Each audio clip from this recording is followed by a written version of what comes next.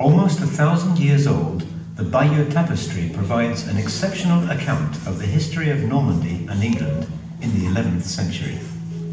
Though the tapestry is packed with information, its origins remain unclear. Almost certainly made in the years just after the Norman conquest of England, the similarities in its lettering with Saxon manuscripts of the period indicate it was probably embroidered in England.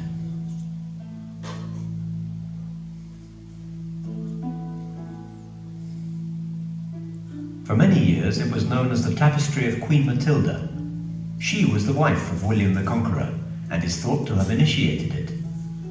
More recent research has shown that this embroidery on linen may in fact have been commissioned by Odo, William's half-brother, who appears many times in the tapestry. Odo, the Bishop of Bayeux, probably intended it to decorate the new cathedral at Bayeux, or Bagias, one of the few town names inscribed in woolen thread on the linen cloth.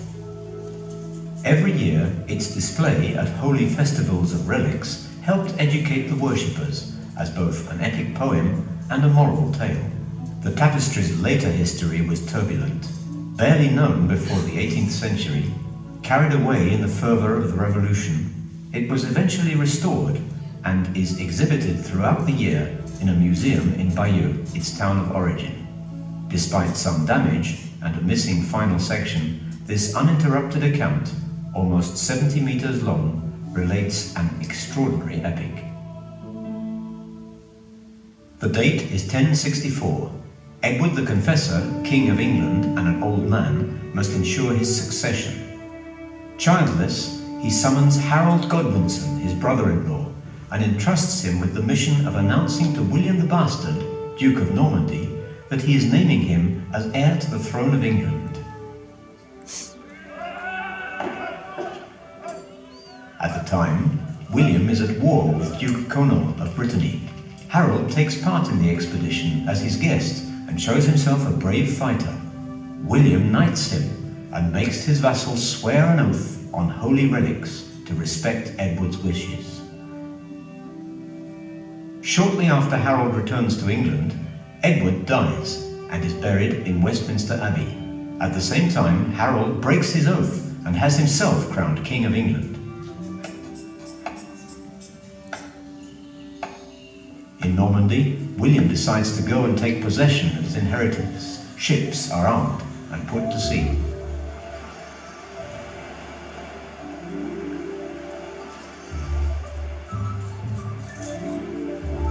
The fleet arrives on the south coast of England, and the Norman army sets off to march to Hastings and meet Harold and his troops on their way from the north of England.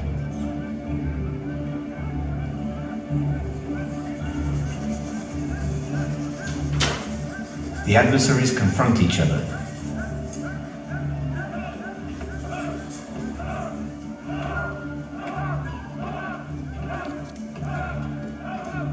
The battle rages for a whole day. Harold is killed by an arrow in the eye, and the Norman victory will change England's destiny forever. William the Bastard becomes William the Conqueror, crowned King of England.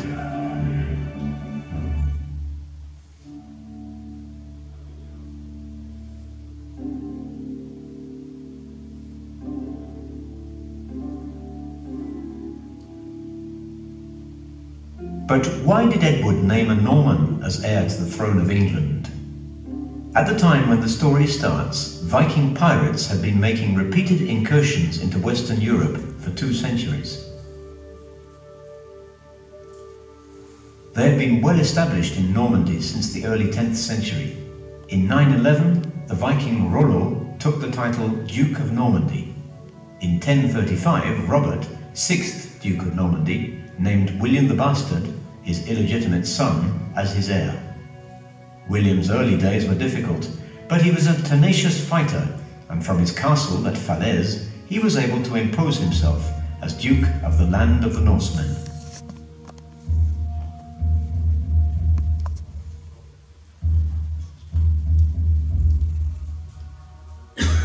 In the mid-11th century, England was rich but weak. The Vikings had destroyed the Saxon monarchy. The House of Wessex surrendered in 1016, and King Canute of Denmark took the crown of England. His son succeeded him, but died prematurely. The Saxon nobles called Edward the Confessor, heir to the House of Wessex, back from exile. Having lived in the Kingdom of France for almost 20 years, he was more French than Saxon. It is not surprising that he named William, his cousin, as his heir.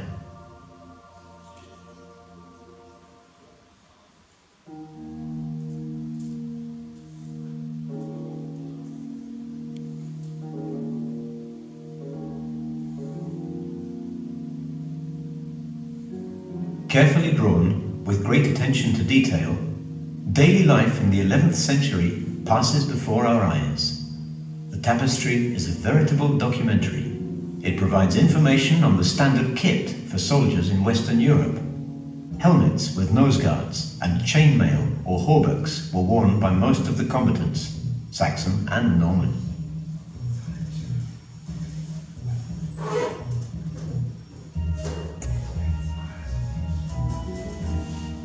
Without this helmet, the Normans are recognizable by their shaved heads and beardless faces. The Saxons, in contrast, have moustaches and long hair.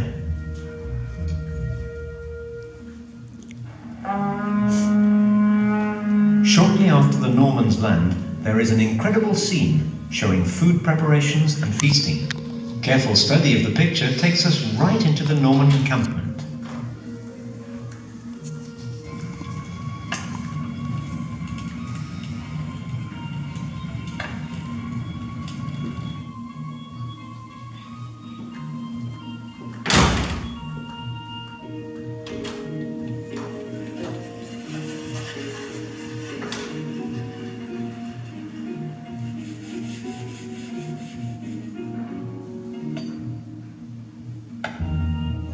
The final confrontation clearly shows the composition of the armies. Horsemen and archers are a feature of the army of the Norman invader.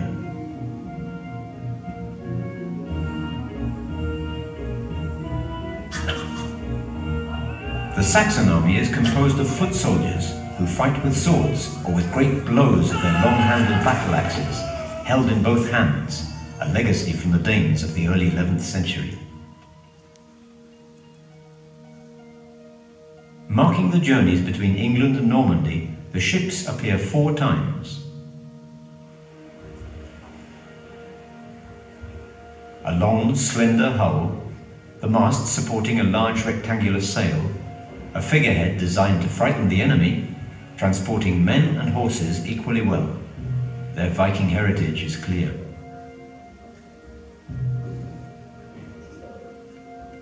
These very fine ships, capable of withstanding rough seas, were fitted with a flat base so they could come ashore on a beach without a harbour. This is how William landed at Pevensey, on a long beach at the edge of an area of marsh and heath. Although most buildings are shown symbolically, some details can tell us about the architecture of the time. For example, the similarity between the Hall of the Exchequer in the castle at Caen and this Norman palace. Bosham Church, where Harold prays before leaving for Normandy, has retained this great triumphal arch between the nave and the choir.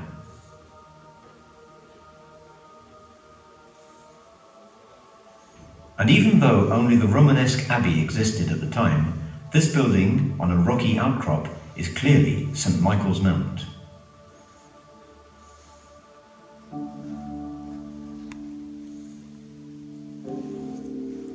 Blue, yellow, red, green, stem stitch, couching stitch, 10 thread colours and 4 embroidery stitches were enough for the medieval artists to create this superb hanging. No perspective effect, no third dimension, but the use of colour and the depiction of movement give the work a quite remarkable vigour of expression.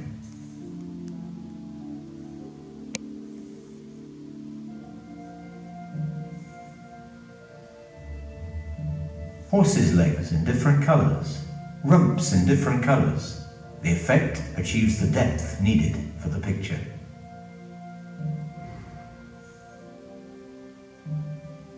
Elongated outlines, hair flying in the wind. There's no doubt about the speed of these horsemen. These horses go from walk to trot to gallop, suggesting the cavalry charge.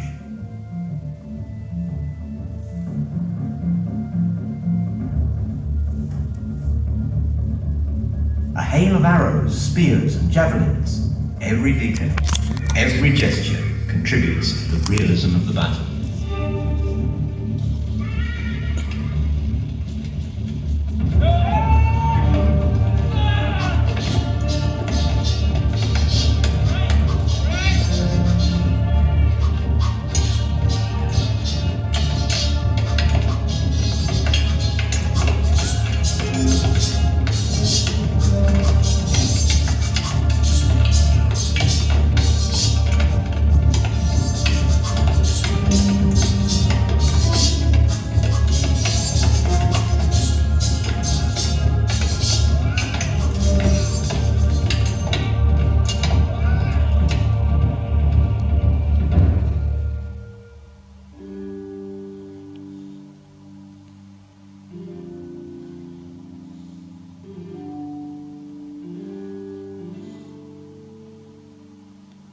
Even though the tapestry includes numerous Latin texts, giving an official and authorized look to the story it is telling, one must imagine that it was intended for a largely illiterate audience. The story in the tapestry is carried by the pictures in this narrative art, similar to stained glass. The upper and lower bands of the tapestry, peopled with fantasy figures evocative of the bestiary of Romanesque capitals, might seem purely decorative. They were probably also helping to tell the story and intended to provide an additional interpretation. There are easily recognizable scenes from Aesop's fables, well known at the time. Isn't this picture of the fox and the crow at the point where Harold is leaving for Normandy an ironic comment? But the designers' real art lay in their ability to create concise scenes using images. During the expedition to Brittany, Conan, pressed by William's army, abandons Dol Castle under siege. The tapestry transposes reality and shows Conan descending the walls on a rope. The Duke of Brittany is made to look ridiculous by a simple picture. The tapestry also teaches us to change our reading habits. Here, Edward is being buried. In the next scene, he dies. We have to change our perspective and see the death as the main scene in the story. The burial and the coronation of Harold took place on the same day, the day after the death.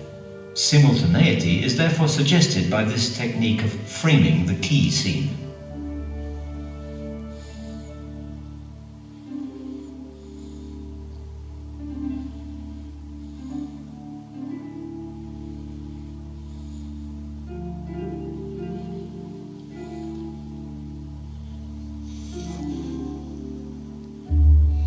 Shortly before William landed, Harold Hardrada, King of Norway, attacked England at Stamford Bridge.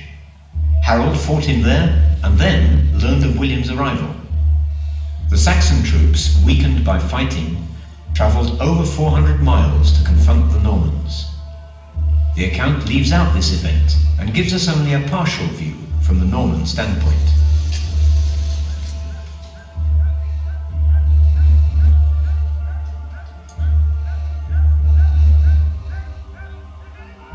The tapestry is a highly subjective account from which a moral may be drawn.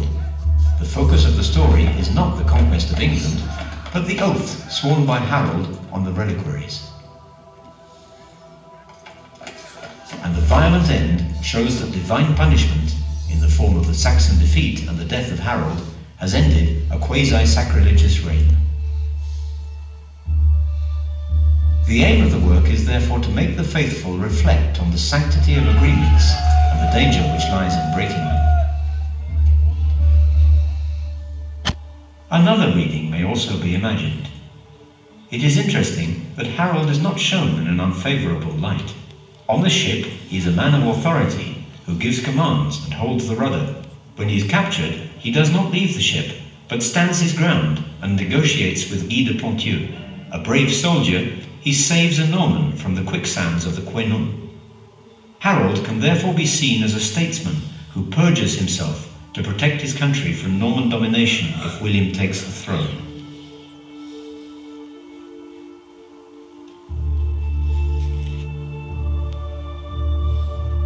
The Tapestry then becomes a work of propaganda and political justification.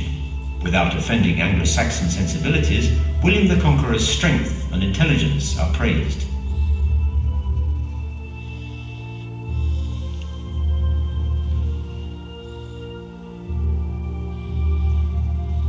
It was probably a way of preparing the Anglo-Saxons for the loss of their independence and the inevitable changes to society.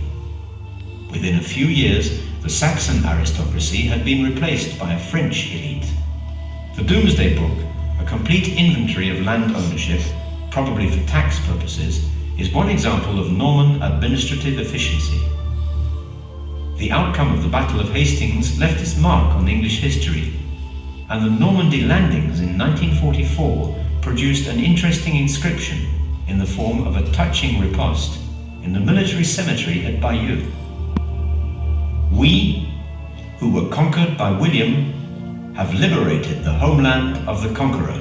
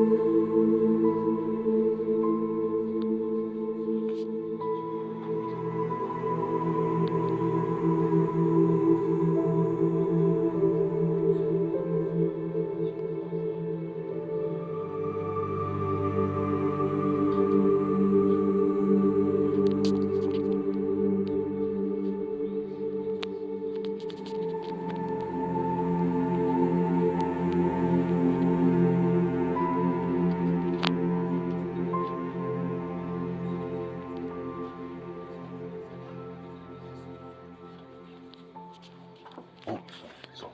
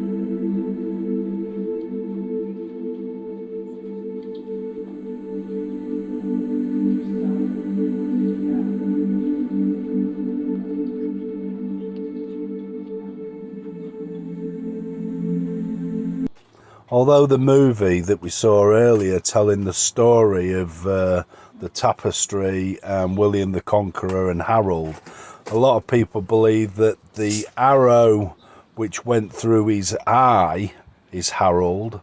Some people now believe that actually the horseman slaying the man is Harold. There's some of the types of thread that we used, and how they would have started.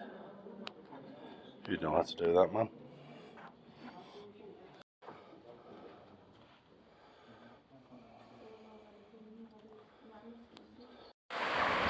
And just outside the Tapestry Museum is this water wheel, working water wheel.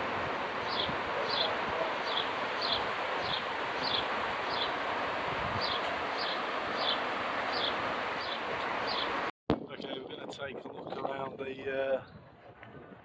Bayeux Cathedral. This is where the Tapestry used to be housed. Obviously it's no longer, it has its own special building, but looks quite impressive. Let's have a look inside. Just walked into the cathedral and yeah, met with this.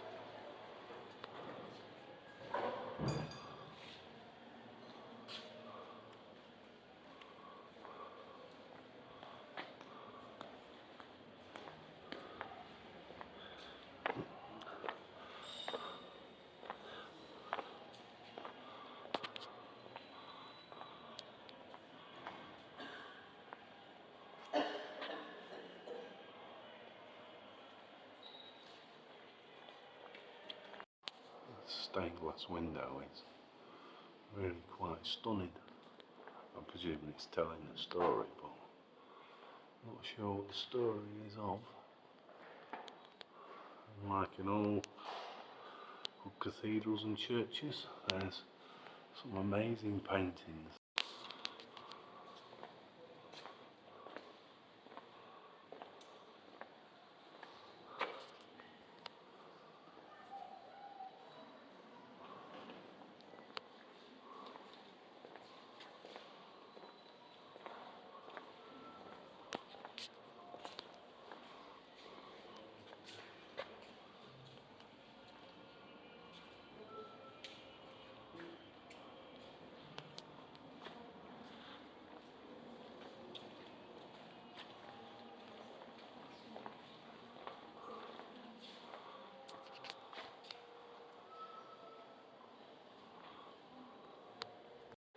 I don't know if it's just how the light is shining, but the stained glass windows in here are stunning.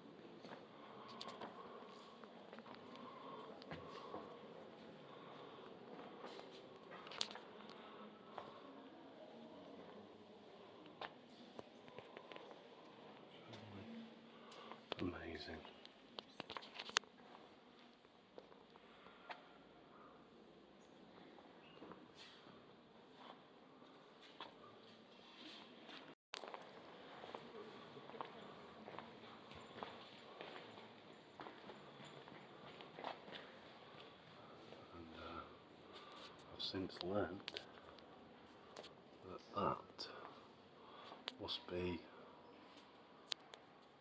St Michael, or is it St George? Then as they both slayed dragons, we think it's Michael.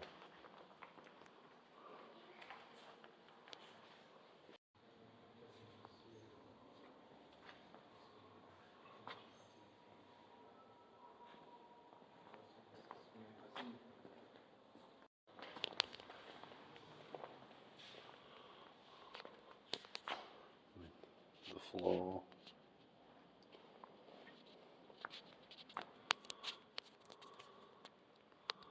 and the stained glass windows again, absolutely terrific, all of them really pretty, really nice.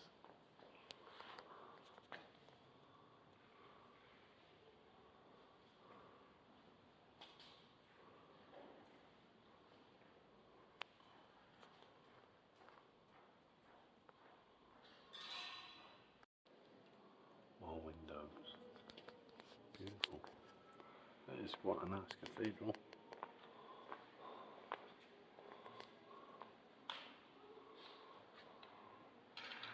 Obviously undergoing some restoration.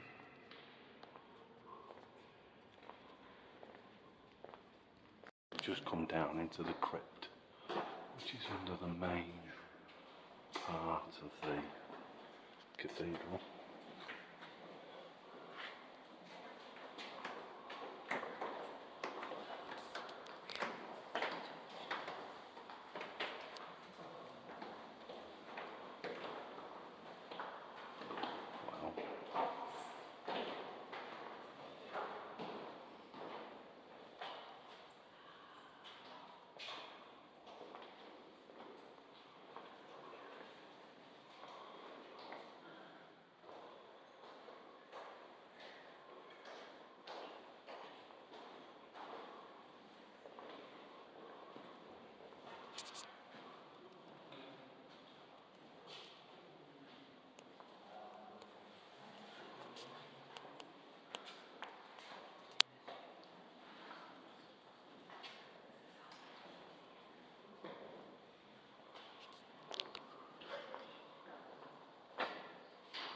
Wow.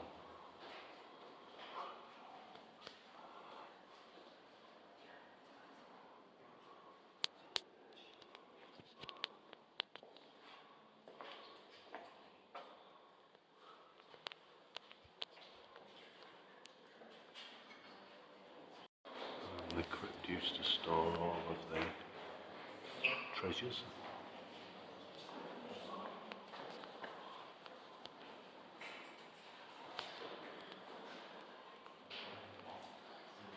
Yes, really.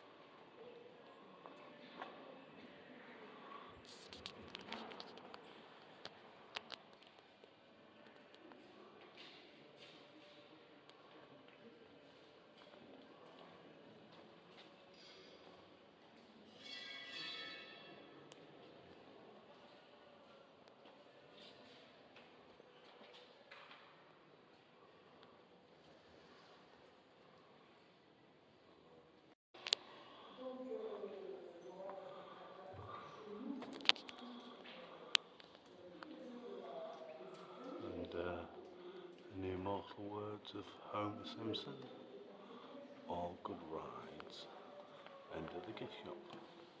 And that's where we are now.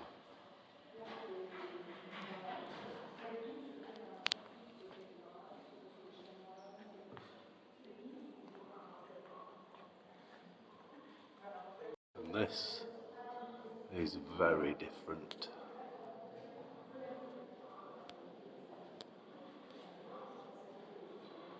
I don't know if they're ladders to heaven.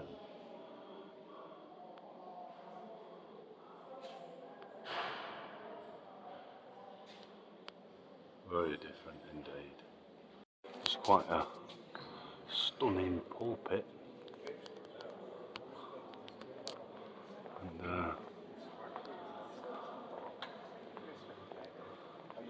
I think are these the columns that are mentioned on the tapestry?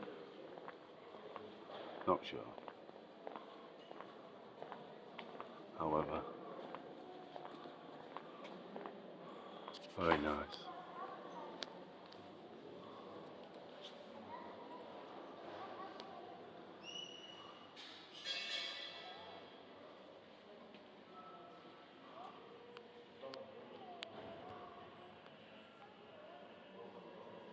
Just walking towards the doors at the back, and there's the magnificent organ, what all cathedrals have. Really nice.